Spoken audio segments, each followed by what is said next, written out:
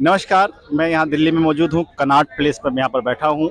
यहाँ पर हम बात करते हैं जिस तरह से राहुल गांधी की जो लोकप्रियता है दिनों दिन बढ़ती जा रही है। ये मैं नहीं कह रहा हूँ, इस तरह के सर्वे में बात सामने आई है और सोशल मीडिया में जो है उनको खूब जो है कवरेज मिल रहा है, लेकिन मेन स्ट्रीम मीडिया से वो गायब हैं।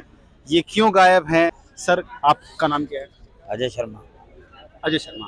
सर, पहले तो बहुत धन्यवाद हमसे बात करने के लिए। जी धन्यवाद। तो सर, किस तरह से आप देखते हैं कि भारत जोड़ो यात्रा क्या वास्तव में 2024 के लिए जमीन तैयार कर पाएगी? देखिए, प्रयास होता है, राजनीतिक दल है और कांग्रेस पार्टी बहुत बड़ी पार्टी है, शुरू की पुरानी पार्टी है, इस बात को हम कहेंगे और मानेंगे।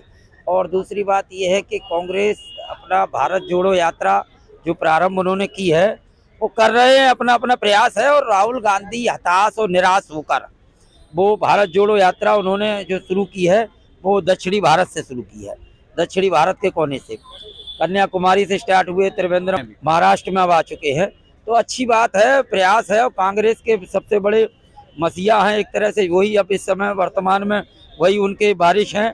तो वो अगर अपना यात्रा कर रहे हैं तो कांग्रेसी के लिए, कांग्रेसी जो समर्थक हैं, कांग्रेसी जो उनके जो पदाधिकारी हैं और जिन राज्यों में कांग्रेस की सरकार है तो उसके लिए वो एक ऊर्जा का काम कर रहे हैं। और कोई पार्टी में बड़ा कोई चेहरा है नहीं है, तो जिससे पब्लिक जो कांग्रेस से जुड़े हुए लोग हैं वो विचारधारा के लोग हैं जो राहुल गांधी ही एक ऐसा हथियार है जो उनको अपने पास बुला सकता है। और पार्टी में जो उनके कार्यकर्ता थे, बड़े पदाधिकारी थे, जो बड़े चुनाव जीत के आते थे, जिन्होंने बैंक भर के और घर भर लिए, वो माल खा के, मलाई खा के बैठे हुए हैं और वो पार्टी के प्रति उन्हें कोई चिंता भी नहीं है। जो कांग्रेस के पदाधिकारी हैं, मैं उनको बोल रहा हूँ। जिस तरह भाजपा के एक नेता ने कहा था कि भाजपा आने वाले 50 साल तक राज करेगी, उन्होंने शासन नहीं राज बोला था, तो क्या ये बड़बोलापन है? क्या वो अपने आप को अजय मान बैठे हैं? देखो भाई साहब, ऐसा आज पत्रकार महोदय कि बड़बोलापन तो हर आदमी बोलता ही है। मान के चलो, एक बार कोई गांव का प्रधान बनता है तो वो हमेशा अपना सपना ये देखता है कि मैं प्रधानी फिर लड़ूं और फिर जीतूं, लेकिन साथ के साथ वो काम करता रहे, जनता के प्रति पूरा जागरूक होकर और जनता को सेवा में लगा रहे। तो वो प्रधान मन में एक चाहता कि मैं फिर प्रधान बनूं, तो वो जनता उसे बनाती है। बीजेपी ने अगर कहा है कि आगे वाले 50 साल में मैं रहूंगी या बीजेपी रहेगी, तो बीजेपी का काम बोलेगा, जनता को दिखेगा और जनता उनको 50 साल तक रखेगी। ये सवाल जो आपने किया है, ये बीजेपी अपने आप थोड़ी बोल रही है। वो तो देखिए, ये सवाल तो रामदास अठावले ने लोकसभा में, संसद में अंदर बोल दिया था। ओम बिरला जी मौजूद थे, मोदी जी थे, प्रधानमंत्री थे, सोनिया जी थी, राहुल जी थे। उन्होंने कहा कि साहब आप मेरी तरफ आओ, मेरी तरफ आओ। रामदास जी ने कहा हम आपकी तरफ क्यों जाएं, हवा बीजेपी की चल रही है, तो मैं बीजेपी में चला गया। और राहुल जी, हम आपको अब आने नहीं देंगे, हम अच्छा अच्छा काम करते रहेंगे और हम आते रहेंगे। तो रामदास का जो बयान है मैं उसी को और ठीक कर रहा हूँ। इसी प्रकार से भारतीय जनता पार्टी के जिन राज्यों में सरकार है और जिनमें लोकसभा सांसद हैं, वो अपना काम ईमानदारी से अच्छे से करते रहेंगे तो बीजेपी निरंतर आती रहेगी, उसमें कोई भेदभाव वाली बात ही नहीं है। ओके, आपको लगता है कि बीजेपी कांग्रेस से बेहतर काम कर रही है?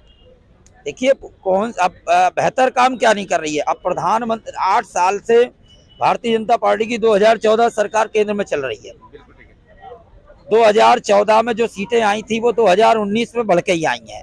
तो 14 के काम से प्रसन्न होकर जनता का मन जीता है और जनता उनके काम से प्रसन्न है, तब जाके 2019 में बेहतर सीटें आई हैं। अब साथ के साथ कि अब 2024 का इलेक्शन है, तो ये 24 की जो घड़ी है, 10 साल प्रधानमंत्री बनने के बाद जो 15वीं साल का स्टार्ट होगा, उनका शुरुआत होगा 11वीं साल का, तो उसमें ये चीज 24 में नजर आएगी।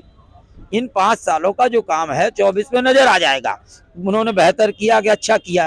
तो बेहतर अगर नहीं किया होता बीजेपी ने तो उत्तर प्रदेश में बीजेपी नहीं आती, गोवा में बीजेपी जैसे तैसे आई, ठीक है, मान लेते हैं।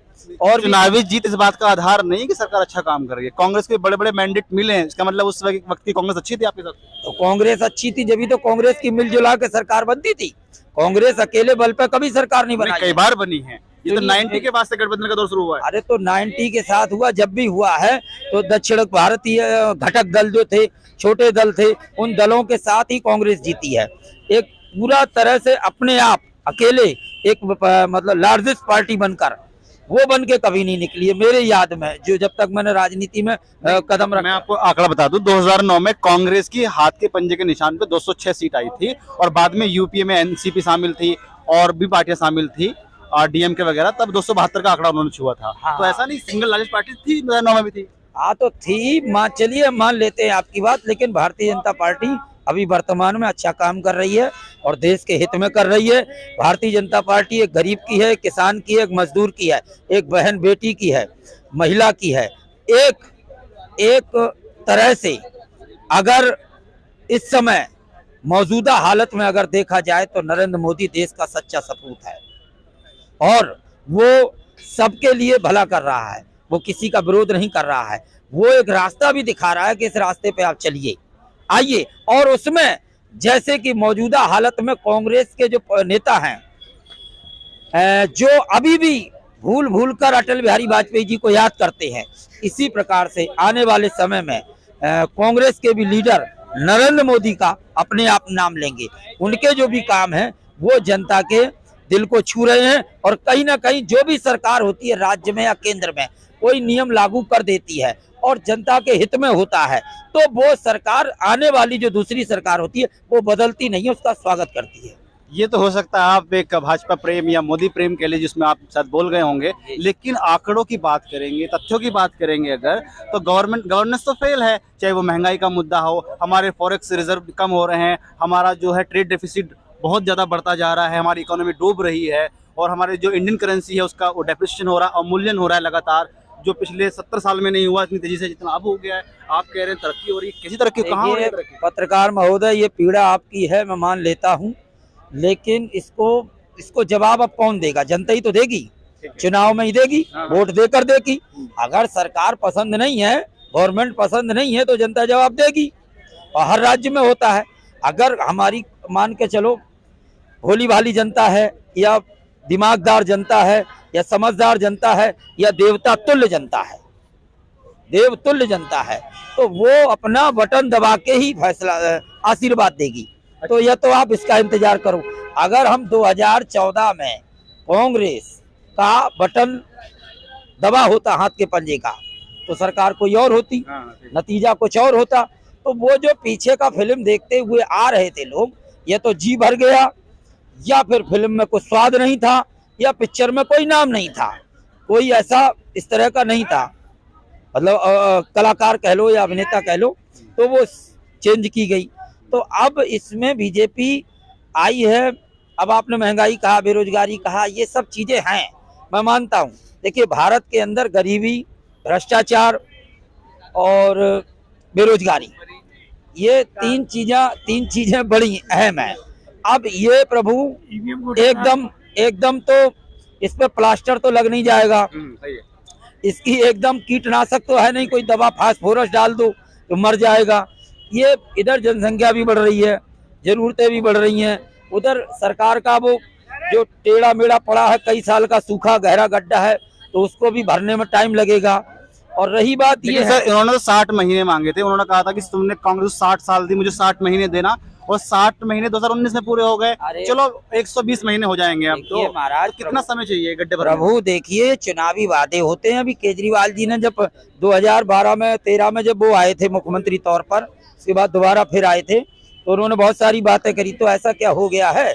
बहुत सारी पार्टियां करती हैं, ऐसा थोड़ी कर देती हैं। वो उस समय माहौल ऐसा होता है, ऐसा जोश होता है देश की सेवा करने का। अभी मुझे प्रधानमंत्री बना दीजिए, आप मुझे प्रधानमंत्री जी पत्रकार महोदय बनवा दीजिए, और देखो मैं एक साल के अंदर अभी भी जोश है, मैं 1 साल के अंदर ऐसा काम करके दिखाऊंगा, घर घर बिजली पहुंचाऊंगा, है ना, साधन, सड़क, बसों का, अस्पताल, फैक्ट्रियां, गोदाम, बेरोजगारी।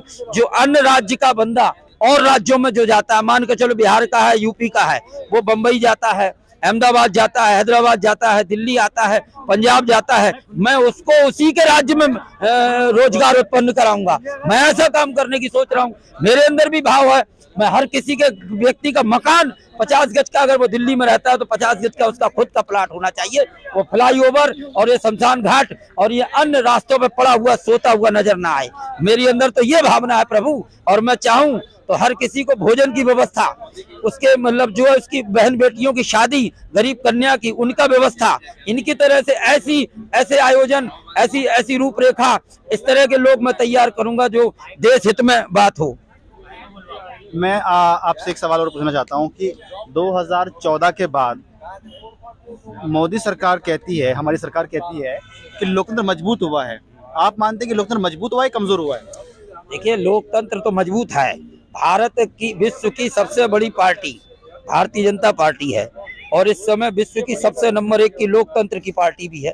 अब लोकतंत्र मजबूत हुआ है या क्या हुआ है? फिर मैंने पत्रकार महोदय, मैं आपसे फिर कह रहा हूँ, लोकतंत्र मजबूत हुआ है। इंटरनेशनल जो माहौल देखा जाए उसमें भारतीय जनता पार्टी की तरह से नरेंद्र मोदी जी की जय जयकार है और देश की जनता, देश का नाम है। अभी वहाँ यूक्रेन में क्या हुआ था? भारत के एक इशारा करने पर सारे भारतवासियों को एकदम सुरक्षित घर भेजा गया। अभी आपका अभिमन्यु पाकिस्तान गलती से वहां पहुंच गया, उसको बाइज्जत भेजा गया। और इसी भारत की गरिमा को देखते हुए आप देखिए, पाकिस्तान के भी लोग उस देश में थे यूक्रेन में, वो भी उनकी सुरक्षित उनको घर पहुंचाया गया। तो आप इस चीज को मत कहिए, वो थोड़ा बहुत कमियां होती हैं लेकिन सुधार होगा। देश आगे की ओर है, बढ़ रहा है, प्रगति में है। अब एकदम हर घर में दिए तो घी के जल नहीं सकते और 20-20 लाख 50-50 लाख आ भी नहीं सकते और हर बच्चा IAS नहीं बन सकता।